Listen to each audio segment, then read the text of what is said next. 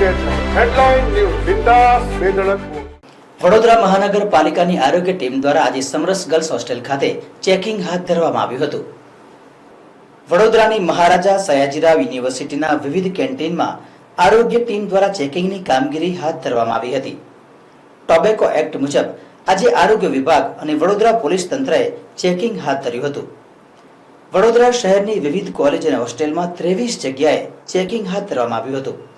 આજે આરોગ્ય વિભાગની 2 ટીમો સક્રિય થઈ હતી. એક ટીમ MS યુનિવર્સિટીમાં તો એક ટીમે કારડીબાગની સ્કૂલની આજુબાજુ ચેકિંગ હાથ ધર્યું હતું. હોટેલ અને રેસ્ટોરન્ટમાં ધૂમ્રપાન નિષેધનું બોર્ડ લગાવેલ ના હોય તેમના વિરુદ્ધ કાયદાકીય કાર્યવાહી કરવામાં આવી હતી. કલમ 4 હેઠળ સમરસ ગર્લ્સ હોસ્ટેલના કેન્ટીનના કોન્ટ્રાક્ટરને ₹200નો દંડ ફટકારવામાં આવ્યો હતો.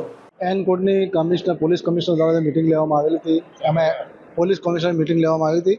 એમાં ખાસ કરીને ટોબેકો એક્ટની કાર્યવાહી કરવા જણાવેલ હતી. એમાં SOG અને ફૂડ ડિપાર્ટમેન્ટની બંને ટીમ દ્વારા અત્યારે કાલે પણ આપણે 23 લોકોને આપણે કેસ કર્યા હતા અને આજે પણ લગભગ અત્યારે કાર્યવાહી ચાલુ જ છે. એટલે 2 ટીમ બનાવવામાં આવી છે. એક ટીમ કારેલીબાગ બારી હાઈસ્કૂલની આસપાસનો વિસ્તાર છે. આમ ખાસ કરીને ટોબેકો એક્ટમાં 4, 5 અને 6 કલમ હેઠળ ફૂડ સેફ્ટી ઓફિસરની સત્તા મળેલ છે.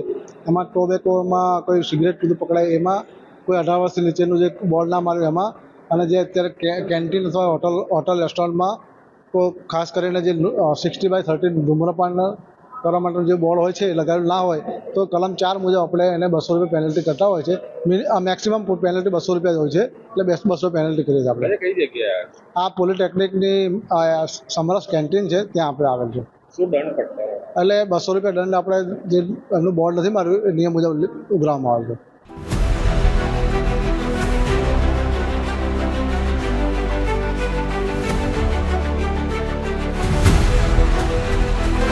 हर समस्या की हेडलाइन न्यूज बिंदास बेधड़क.